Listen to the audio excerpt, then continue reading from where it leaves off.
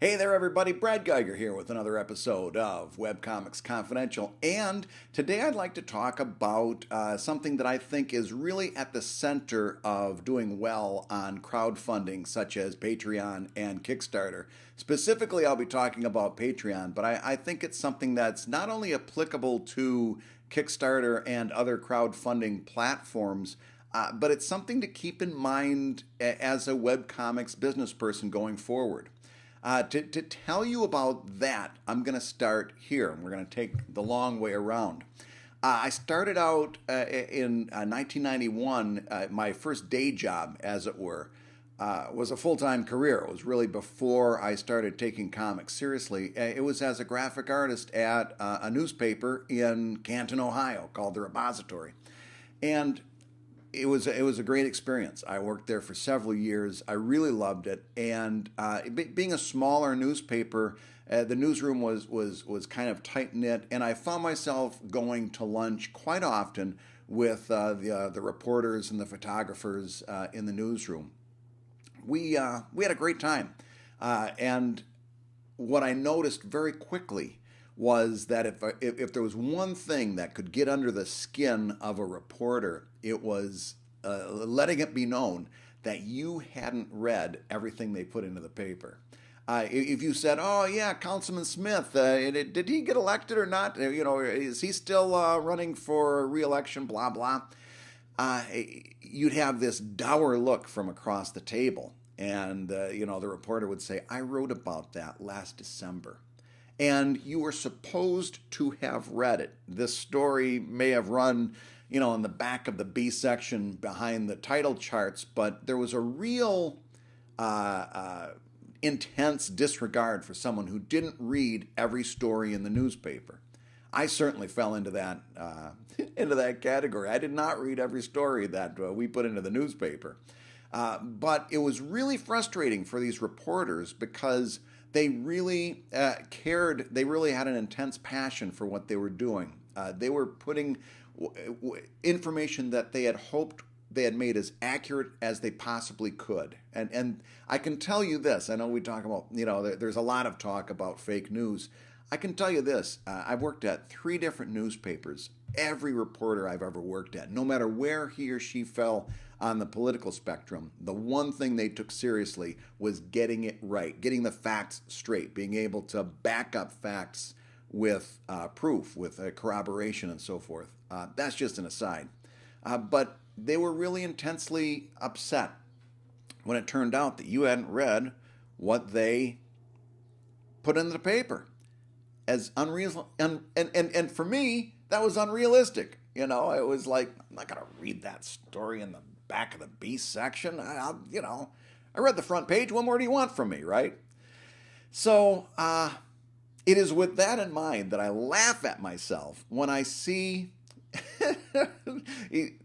I'm in the same spot now. I've been writing webcomics.com on a very frequent basis since 2009. Converted to a subscription site in 2010. I've been doing this for 17 years and posting very, very regularly on that site. And one of the reasons I'm doing this video series is because it's become clear to me that you guys you're watching the videos. I can tell you're watching the videos. You're not reading the stuff when I post them as posts. So and by the way, that's fine. This is about the same amount of time that I would do in writing a post. So whatever it takes to get this information out there and to get a conversation started about the information, because I too am very passionate about trying to get it right or getting it as close to 100% accuracy as I can. And that means a lot of times a conversation, a back and forth. Like I've said a number of times, a lot of this I'm sharing my opinions, I'm sharing my take on it. Please don't take all of these things I'm saying as fact. You've got to parse that for yourself, okay? But I am trying to make it as accurate as I can. So with that in mind, I get this email, and it's another one. I'm really surprised because this person is familiar with me and familiar going back to Webcomics Weekly. And I'm not going to denigrate the product that he's talking about because I think it's horrible. So I'm not going to name it just because if you see it, you'll know it. And I don't want to intentionally say bad things about a product. That's not what I'm about. If you come across it, you'll know, oh, that's clearly the one he was talking about, and you'll know what I think. So he says, hey, I'm working on a story about this new browser. It has a vision to change the way the internet is monetized. As a note, you lost me right there. Vision. It started off poorly. I'm gonna paraphrase. Started off poorly, but it's kind of making things better. They have a more far-reaching vision, but right now they have enabled in this browser a micro-donation system that works without people thinking about it. No, it doesn't. Publishers just have to verify themselves by loading some kind of code on their site, and the system will pay out to the publishers monthly. I think this could, and he goes on, and I'm going to paraphrase, this could be something that could be used in webcomics, blah, blah, blah. It's a horrible idea. And it's a horrible idea for the same reason that many of you are not doing as well as I think you could be doing on Patreon. See, it's all going to, and it's something that I've been posting about over and over and over again, but then I go out and I take a look at some of these Patreon sites that you guys have set up, and you're making the same freaking mistakes. And I feel like that reporter. I wrote this once. I put it right in the back of the B section, but behind the title charts. I almost said behind the comics section, but if I read everything that was back there, so I had no excuse for missing that. But here's the problem: this thing runs off bitcoins. First strike. And the whole idea, they're trotting out this micropayment system again, but it's a passive micropayment system, which has been shown to fail over and over and over. Doesn't mean that in 10 years it might not work, but right now the time is way wrong. It's not the right time. It's not the right setup for the time that we are in now. Here's the problem.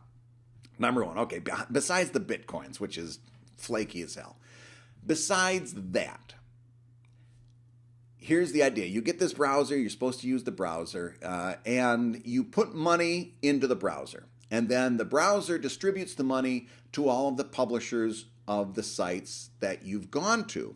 But only if the sites are registered with this company, right?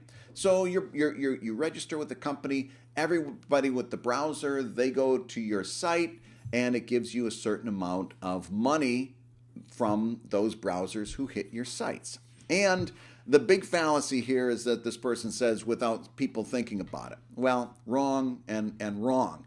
You got to think to put money in the browser, first of all. Number two, you've got to choose. In some cases, you choose, I want this site to get my money. I don't want that site to get my money, even though they might be both publishers. You can choose where to send your money. Well, now you're once again, you've got to go in and administer that.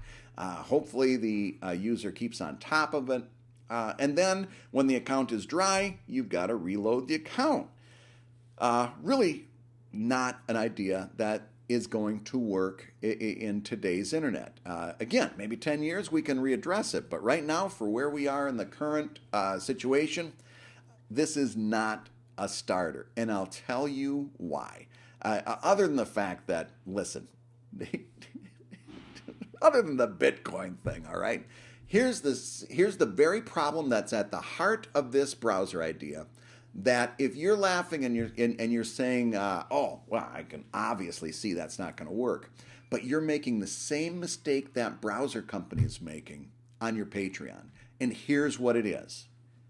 People want to get something if they spend money. People don't just give their money away. If they spend money, they want something for it. No one's going to put money. A few people are going to do it for the oh, this is kind of cool, this is fun. They're not going to do it long term. All right. So The basic problem with that browser, and it's the same problem as your Patreon, is that when people spend their money, they'd like to have something to show for it as a result. That's why these people who are running their Patreons as a tip jar are probably doing a little bit less successfully than they should be doing. Now, there are, I know immediately we talk about some exceptions to the rule, and there's some people for whom the act of supporting this artist is the thing that they get. And if you build your comic or your property to the extent that people are willing to donate money to it because of the feeling that that gives them that they are helping to raise up the thing that you're doing, that's great. If you find yourself in that area, you exploit it to the very end of where you can push it. But for the rest of us who don't, and me included, me particularly, our people, our readers, our users want something in exchange for the money that they give you. It's not a tip jar. Patreon is a subscription service. Those people out there who are doing the best on Patreon, when I look at it and I review the top earners, by and large, they're offering something somewhat tangible to their Patreon backers. People want something for their money. How are you missing this? Well, number one, you're probably not offering exclusive content. And that's strike one. But number two, and this is a real big one, it's your overall Patreon pitch. All right, let's talk about that video that's at the top. If your video starts out with anything other than "this is what you get," then you've lost your Patreon backers from second number one. If you start out saying that you're a husband and a father, if the first words out of your mouth is that you're a doting, devoted mother, and that you're a good person in your community, and dogs and cats love you, and if you start talking on an emotional appeal, it tells me that you're in the charity mindset, and you already don't know what Patreon is about, and you're not going to do well. All right? If you start out with an emotional appeal, go look at your video right now. If you start out with an emotional appeal, you're on the wrong track. If you start talking about how you've always wanted to do comics since you were a little kid, I got news for you. Everyone's always wanted to do something crazy since the time they were a little kid, and you're not special. You don't get to do it. You got to earn it. All right? And stop, and especially for those of you who are doing these emotional appeals about how I've always wanted to do comics since the time I was a little kid. Stop and picture the person that is watching your video. The reason they're there is that you're probably kind of like a little break in their day. They're at a job that they hate, and they get to read your comic and sneak it on the company computer when the boss isn't looking and get 10 seconds of enjoyment, and that's what you are to them. All right, and you've done it your job well enough so that when they see that Patreon link, they're actually going to click on it and find out about it. And remember, they're in a job they hate. You are a break from their personal hell that they show up to for hours every day, 8 hours, 10 hours, 12 hours every day. And the first thing they see from you is that you've always wanted to do comics since you were a little kid. Really? That's going to make them reach for their wallet? They're already trapped in a job they hate. You're the break from that. They're already jealous of you that you're even doing this thing, whether it's your full-time job or not. This is not a way to get people to reach for their wallets. I don't care that you've always wanted to do comics since you were a little kid. For crying out loud. People want something for their money. Now, go down beyond that video. And by the way, it's so important. By the way, you might say, well, I get to that later. Nobody cares. Guess what? If you get to that later, you might as well cut it out entirely, because after the first 10 seconds, people turn that off in disgust and walk away, and they never come back.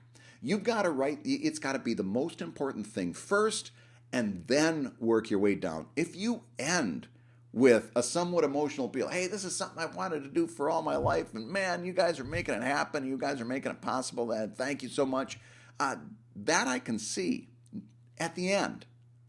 At the beginning, you got to make the very first thing the most important thing. And the most important thing, as I've said time and time again, is you got to tell the reader what's in it for them. That reader's coming to your Patreon and they're thinking, what's in it for me? What am I going to get for the money that I'm being asked to give?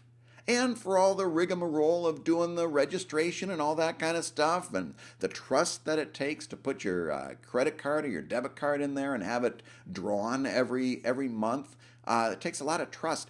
They got to have what's in it for me before they're going to sign on to that. Now, I just came across this through random events, and I want to read it specifically because this guy is not in, or woman, could be a woman. This person's not in webcomics, and I don't want to make anyone feel bad. I don't want to call anybody out. And so far, the stuff that I've been talking about could be any one of about 10 Patreon campaigns that I've seen in the past couple of months. But here's somebody that I came across, and it's a perfect example, and it is what, and he's not in webcomics, so I'm going to go through it because I wouldn't want to hurt this person's feeling, but it's such a perfect example of what not to do. I've been a full-time artist since 1979. For 30 years, I earned a decent living at it. Of late, the business has changed radically and it's gotten much harder to make money. The average artist's income has dropped significantly. So far, I'm not being told what's in it for me. In fact, I'm getting bored quick. I may not be the average artist, and I'm taking out what kind of art he does, because or she, could be a she, because I wouldn't want anybody to go back and feel bad. I may not be an average artist. I'm not good judge of that, but my income has dropped too. I'm getting more and more bored with this. I'd like to slow or ideally reverse that trend. I know I have some very supportive fans, so I thought I'd see if I could maybe offer them something in exchange for turning that emotional support into financial support. Over the years, I've accumulated a lot of unused stuff that hasn't turned into formal art things. Mostly fragments, but a couple of short pieces. I also have a lot of work that has been converted into monetizable units, but it's now very hard to find. And I've been thinking about maybe doing a few other pieces. I will post some of this stuff for patrons, and the feedback may also help me decide what to concentrate on finishing and doing elsewhere. I'll also try to give patrons first dibs on the stuff that gets used elsewhere. All right. Nowhere in there do I see what's in it for me.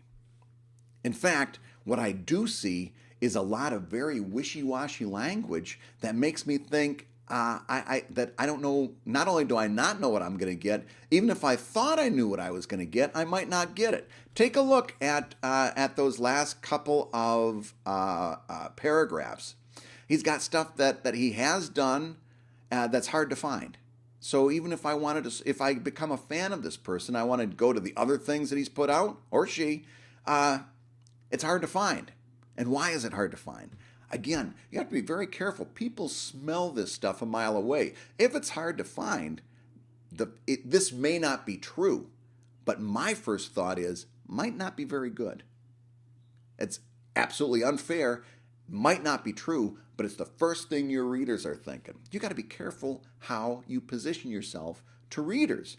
And if you start using some of this language, they're going to say, maybe this guy's not so good, or girl, or woman. I'll post some of this. I'll post some of this stuff. Some. I don't want some when I'm a patron. I want all. Okay? And the feedback may also help me decide. There's wishy-washy language. Maybe. If I'm putting money in, just like you. If you're putting money in, you don't want to hear maybe. You want to hear will. You don't want wishy-washy language in your Patreon. I'll also try to give patrons first dibs on stuff that gets used elsewhere. At the very end, it's an experiment, this person says. Let's see how it goes. uh, wishy-washy language. This person and he's only or she only has one level, a $1 level. $1 will get you access to whatever I've most recently made available. Listen, this kind of stuff is going on all across Patreon. And it's a damn shame because this person might be able to do very well, but people want something for their money. And they don't want maybes. They don't want something that might become available. They don't want fragments. And they don't want to hear that you're struggling, because I got news for you. We're all struggling. And my struggles outweigh your struggles any day of the week. That's what your readers are thinking. That's what your followers are thinking. My struggles are worse than your struggles, Toon Boy. That's exactly, or Toon Girl, that's exactly what's going on in their minds. They need to know. They worked hard for their money. They need to know, what do I get for this money? And that by tangible, I don't necessarily mean something they can hold. What I found very much to be true is that digital rewards hold a lot of sway with people. My latest Kickstarter, out of 600 backers, I think well over 200 of them, 1/3 of them, are strictly digital rewards. And by the way, yes, those are lower money item rewards, but they're also zero cost rewards, and they're zero in terms of fulfillment rewards. It's pure profit.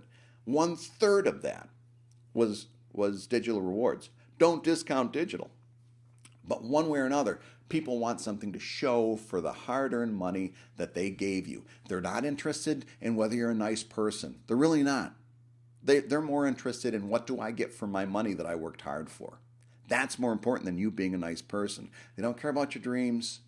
Everybody wants everybody else's dreams to come true after my dream comes true. And you're the same way. So don't in fact, you're so much the same way that you couldn't see past your dreams to talk about this thing. It was all about you. It's all about, think about that. Go to your Patreon. Is it all about you, or is it all about the reader? It should be all about what the reader's going to get for giving you money.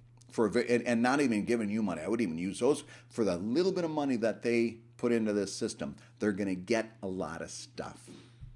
That's what makes Loot Crate run. That's what makes a Kickstarter run. That's what makes Patreon run. I put in a little bit of money and I get lots of stuff. There's two things that I found to be absolutely true for me when it comes to Patreon. Exclusive content is king, and the more you post, the more you make. Since 2016, going the latter part of 2015, all of last year, and so far all of this year, I've made more than one exclusive post for every day of the month, going back that far. Because I saw very early, the more I post, the more I make. And again, like I said in an earlier show, this is your business now. Your Patreon is your business. This is how you're making money. Everything else is a loss leader. Okay? The only thing I'll even consider is your Kickstarter.